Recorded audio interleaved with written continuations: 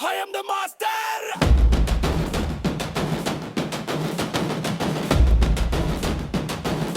I am the master.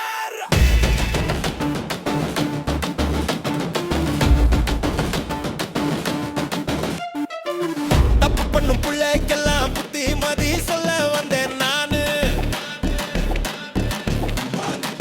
கொள்ளடிச்சு சுருட்டுன பணத்துக்கு கணக்கு சொல்ல வேணும் நீனு.